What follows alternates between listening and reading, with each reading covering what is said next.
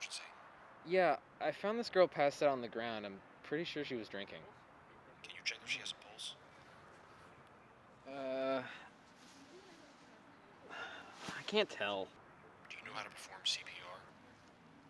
Yeah,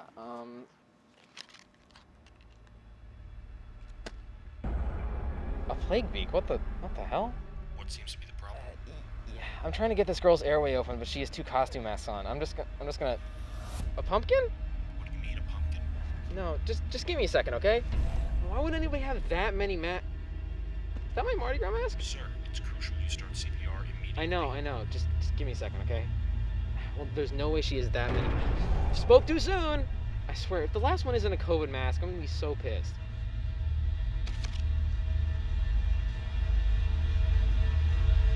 Wait, you're alive? Hey, what's going on? Why aren't you wearing a mask? I had like 9 of them until you ripped them off. Right, well, about that, why'd you have so many masks on? Do you know how difficult it is for a nice guy like me to actually help you out when I'm trying to give you CPR? Do you ever think about anybody other than yourself? Oh, well, actually, I'm method acting for my role as a Russian doll, so... Ugh. Ugh.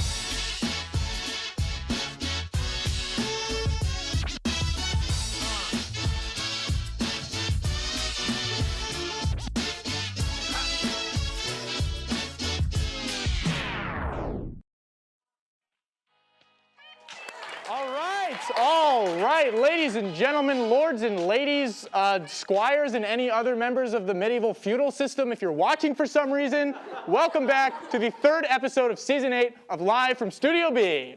Yes. All right.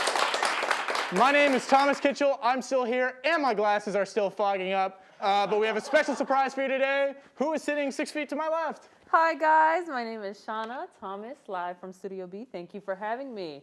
Well, our pleasure. All right, let's get this party started. Halloween is just around the corner, a time filled with spooky ghosts, ghouls, and other what have yous. But the most frightening part of Halloween is always the sexy costumes. Rather than give you recommendations of what to wear, we're coming to you with wisdom. Some things should not be sexy. Without further ado, here are costumes that should not be sexy. The Marshall Street Preacher. You're going to hell because you can't resist me. Sexy couples costume, Jocasta and Oedipus. And for those of you who aren't well versed in ancient Greek plays written in 490 BC by Sophocles, Jocasta is Oedipus's mom. The Geico Gecko. 15 minutes and you last 15% longer than the average guy. My friend Aaron? Why is he a costume and why is there a sexy variation of him as a costume?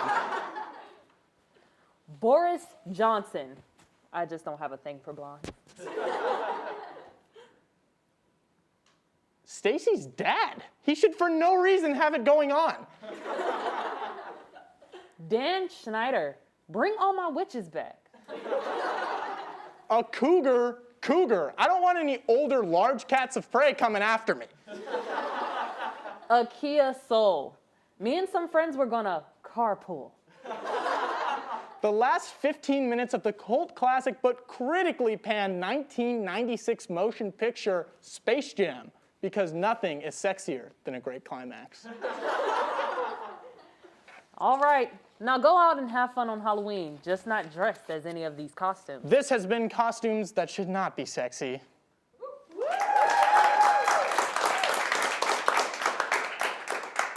All right, a few weeks ago, McDonald's discontinued its incredibly popular Travis Scott meal promotion. As a result of their collaboration with the rapper, business has skyrocketed. That's true, Shauna. McDonald's jumped 14 points on the S&P 500 and reported a 300% sales increase among the white virgin demographic. Now, some of the other fast food giants want in on that sweet, sweet collaboration money. This is fast food rappers. Got a sweet tooth? This Sunday, you can order Chick-fil-A's new milkshake. The SoundCloud Scissorp Shake now comes with extra Xanax.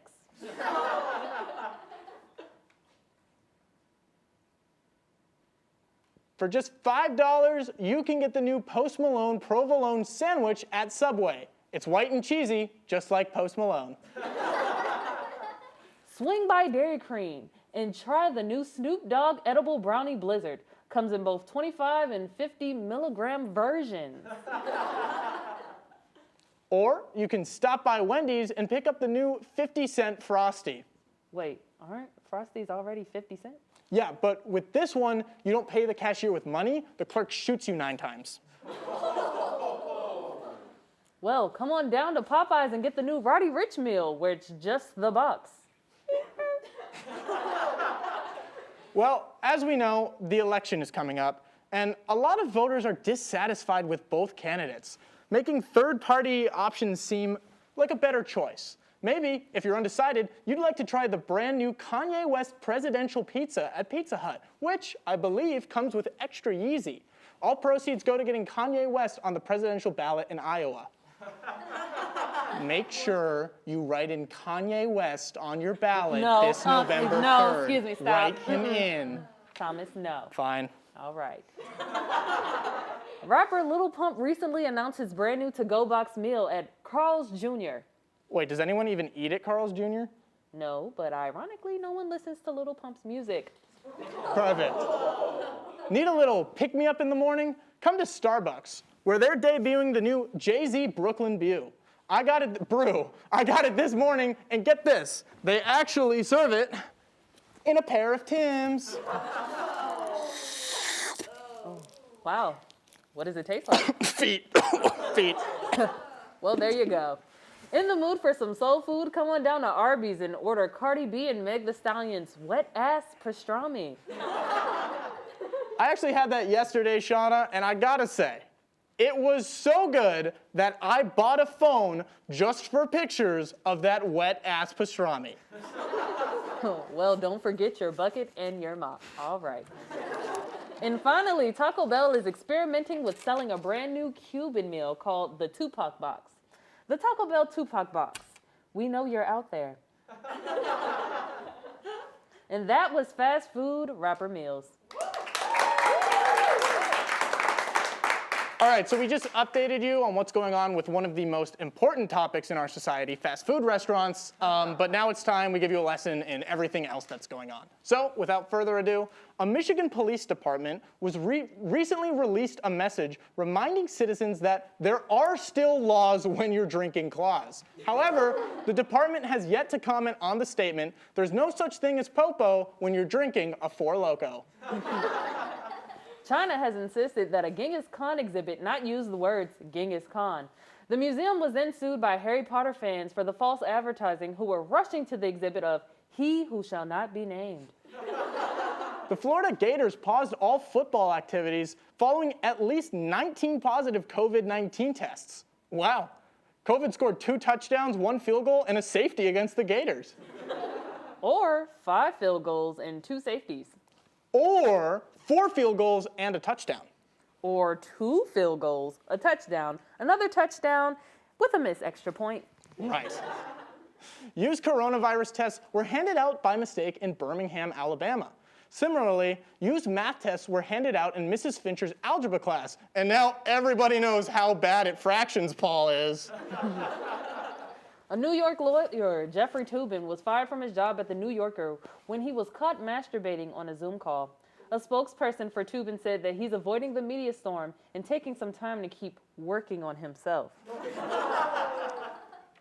The UN warned that the world risks becoming an uninhabitable hell for millions unless world leaders take climate action.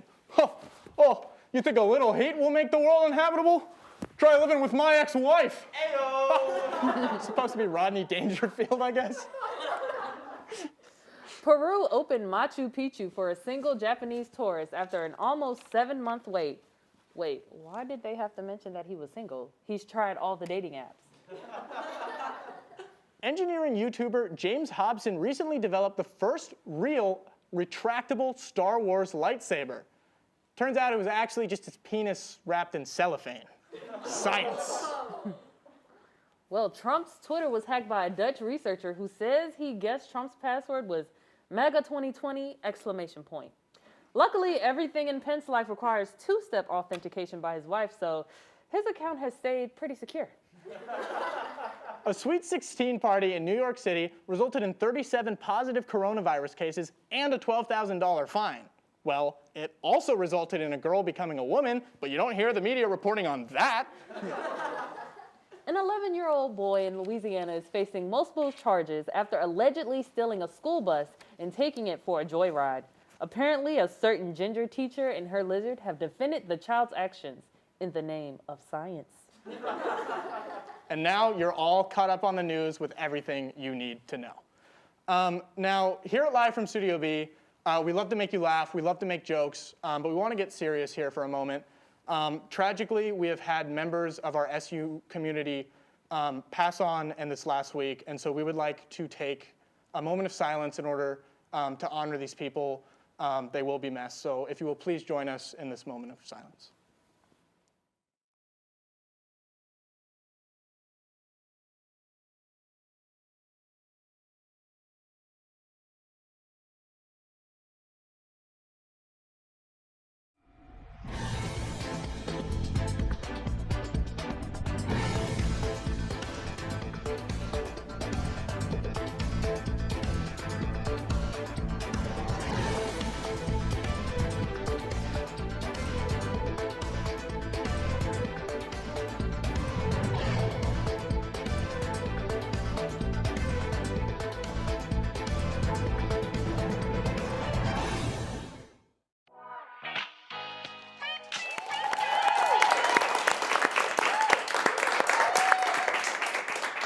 All right, welcome back. Halloween is exactly 1 week from today. Which means that at this time next week, you'll probably have some trick-or-treaters at your door. Here to help you handle the influx of traffic at your door, please welcome our trick-or-treater correspondent, Randy Little Mitten. Thank you all. Thank you guys for having me. I have a few tricks to help handle the treaters. You guys know what I mean? Hey. All right, that's great. So what is the best way to maximize efficiency on Halloween? Thomas, I am so glad you asked. So this tip is a little advanced. What you're going to really want to do is just not buy any candy. This is going to save you both time, because you don't have to go to the store, and money, because you aren't throwing money at Big Sugar, who's going to use that money to pay for attack ads against your preferred candidate. Well, wait, if you don't buy any candy, then how do you deal with trick-or-treaters? Yeah, and who are you voting for that Big Sugar wants to destroy so badly? That would be Sporticus for mayor of Lazytown, Thomas. But we're not here to talk about a town on the verge of collapse due to poor governance, are we, Thomas? No. Are we? No. Now, before I was so rudely interrupted, Shauna, you won't need candy because in the genius of step 2, you're simply going to turn off all your porch lights. Oh, no. That's right. Oh, we brought on the Grinch of Halloween. Oh my God. You're worse than the raisins guy. Oh, yes. With the porch lights off, no kid is going to come knocking at your door. They'll be drawn like moths to all the other houses with glowing orange lights and jack-o'-lanterns. They won't even give your house a second look. They fall victim to the second most widely known mantra of trick-or-treating. Skip the houses with the porch lights off. Fools!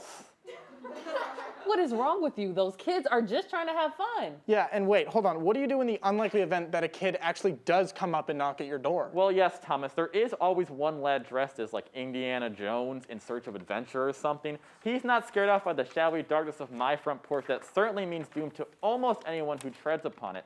He'll come up to my door, fearlessly knock, and stand defiantly over the place where a welcome mat should be, but he shall receive no response because, Thomas, I'm not even home.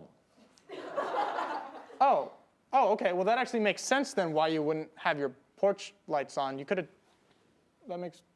Yeah, you could have just led on with that one. But that's because I'll be going house to house taking the bowls of candy that some houses have left neglected on their front step because they're too lazy to hand them out. Oh, how do you keep getting worse? Yeah, dude, that's not cool. The signs clearly say please take only one. Oh, Shauna, I am only taking one. One bowl.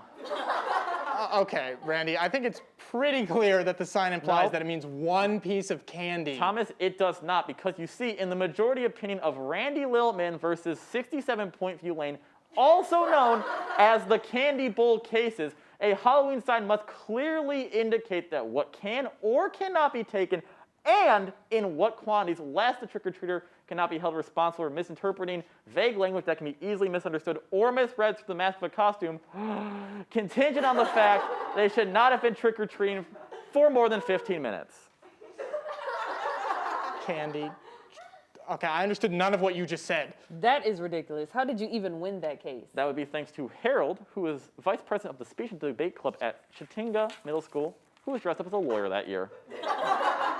I thought you said you were here to give us tips on how to handle trick-or-treaters. Oh, Shauna, there's nothing more efficient than just not doing it. No, that is definitely not true. I don't think you're grasping the genius of my advice. Let's do an improv demonstration. Can one of you pretend to trick-or-treat at my door? Trick-or-treat. Trick or treat. And that's it. What? Why are you like this? What? Do you want some traumatic backstory? Like that when I was a kid living in the beautiful small town of Walla Walla, Washington, known for its wine and wineries. And one fateful Halloween night, I wanted to dress up as Santa Claus, but everybody told me I couldn't because that's too Christmas. But I wanted to anyway, and it was a perfect costume because I could put all the candy in the bag of toys that, Santa Claus carries around. So I did it anyway, and then Santa's PR team sued me for using his likeness and totally spun the whole story to make me the bad guy. And then the settlement that was reached in court was all the candy that I collected that Halloween night went to him? Is that the backstory you're looking for, Thomas? Is that what you want from me? Right. Do you like any holiday? Do you have a favorite? I do have a favorite holiday, yes. I'm gonna regret asking this, but what is it, Randy? Well, Thomas, it's Flag Day, June 14th, the best holiday and day of the year, baby. Of course it is. All right, well, that was terrifying for just all of the wrong reasons.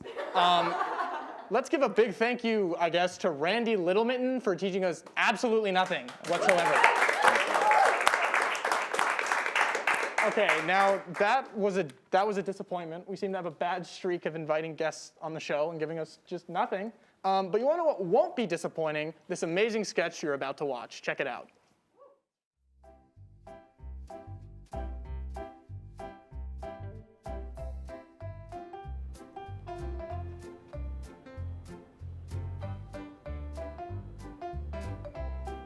Thank you so much. Have a yummy day. Good afternoon, Susie. I'm Officer Steckler, and this is Officer Schmoney. It's pronounced Schmonet. I've told you 1,000 times. I'm French. Hi, would you like some yummy lemonade for a yummy day? But you didn't hear me, Susie. I said we're with the IRS. Is that the colored part of your eye? Mine are brown, see? No, the IRS, the Internal Revenue Service. We're auditing your business. Oh, yay, fun! What does that mean?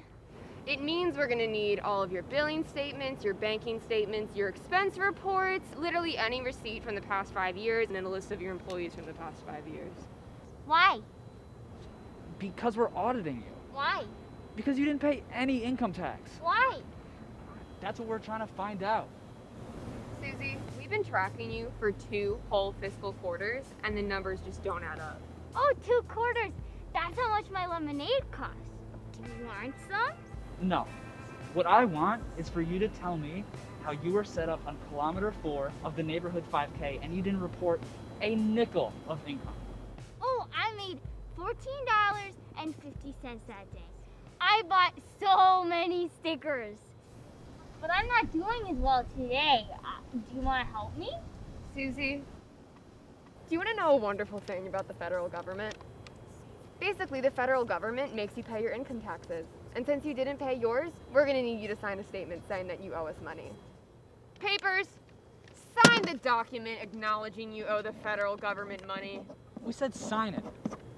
And use a pen. I don't know cursive yet. We're done playing games here. This is a cash-only business, is it not? Yesterday I gave my brother a cup for free because he said please. Drop the act. We know you're not a non-profit organization. It's people like you that destroy the American dream by disrespecting the system that even gives you the opportunity to run this lemonade stand. The money here seems clean. Too clean. Wait a minute. A cash-only business with a diverse customer base? You're money laundering, aren't you? Well, one time I forgot to take $1 out of my pocket before putting my pants in the hamper.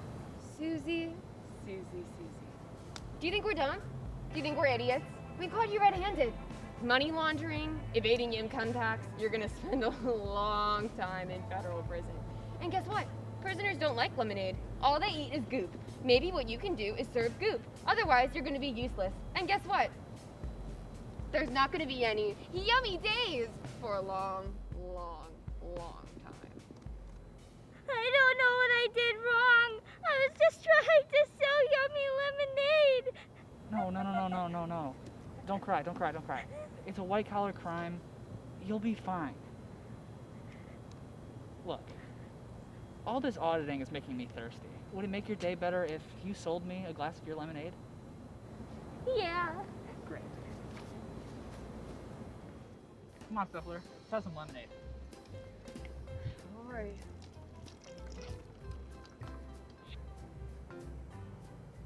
Congratulations! You two have just become two co-conspirators in the largest cash money laundering lemonade operation in the state. You bring me down, I'm dragging you down with me. Have a yummy day!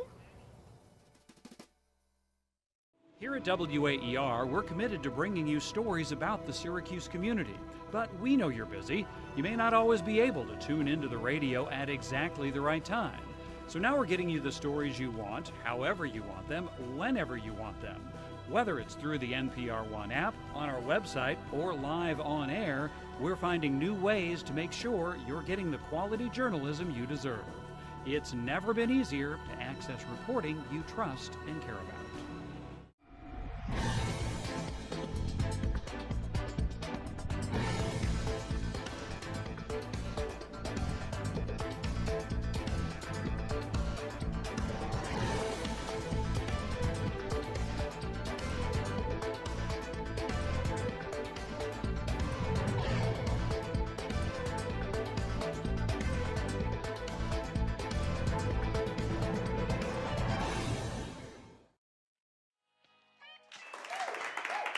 Well, welcome back, everyone. Here we have the lovely Emily, a representative from the University Union. How are you doing today? Good, how are you? Doing wonderful, thank you. So we're just gonna jump right into it. So what is happening next Friday night? So next Friday night, University Union and Traditions Commission is presenting a conversation with Eric Andre, moderated by Sarah Sherman. It's gonna be streamed live on Zoom, and it's free to all SU ESF students, staff, and faculty.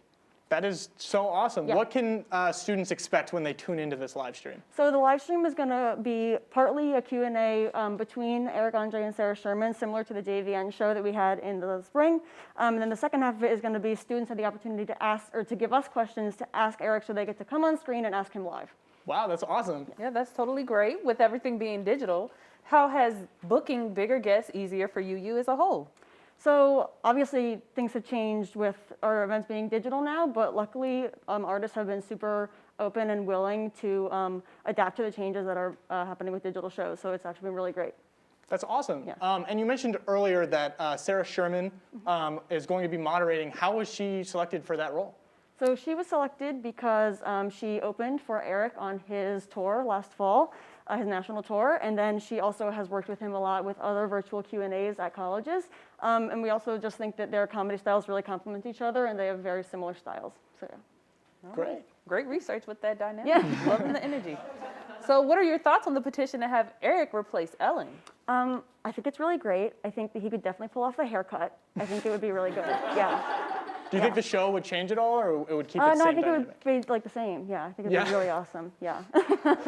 Awesome. And do you have like a favorite quote or a favorite moment from Eric Andre?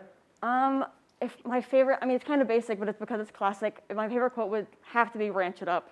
because like it's his brand. It would have to be my favorite. And also that's a bit that's from the Eric Andre show, and the season 5 of the Eric Andre show is coming out tomorrow. Oh, all right. Yep, there goes that That's research awesome. again. Now, speaking of quotes, Yes. we're actually going to play a little game with you. So right now we have a list of real and fake Eric Andre quotes. The fake ones, I have no idea who said it. But basically, we're going to read you the quote, and you're going to try to guess if this was said by Eric Andre or said by someone else, possibly said by someone that we overheard on our Heard on Campus account. Go check it out at Heard on Campus SU. All right, so the first one is, I was eating beans by candlelight for a decade. I think that was Eric. Correct. Yes, yeah. That was, in Yeah. fact, Eric Andre. Yeah, sounds right. All right, your next one is, I want to be remembered for my poop jokes. They are the most important ones. It's definitely Eric. That's definitely Eric? Yeah. You're 100%? Yes. Well, you're 100% right. Yeah. Yeah, all right. All right, next up, no member of Def Leppard is actually deaf or a leopard, and I think that's where my trust issues began. I'm gonna say that's also Eric. Ah, you sure? Yes. You are wrong. That's okay. It's okay. It's 50-50. It's okay though. Statistically, you shouldn't get them all right or you were cheating. So here's another one. When you take a whiz, do you get a sense of Khalifa? That's Eric. I'm gonna say that's Eric. You think that's Eric? Yes. That is correct. Yeah. And can you also answer the question? I don't know. Maybe. All righty. Jokes and conspiracy theories have a lot in common if you don't think about it. Oh, I'm gonna say that's not him. You sure? Yeah. You're positive? No, not anymore. You No, it's not him. It's not him. you right. Okay. Yeah, All right. I I couldn't gotta trick trust you. myself. I gotta trust myself. You took it. You took And it. the last one here is, it's kind of weird to call your wife sexy.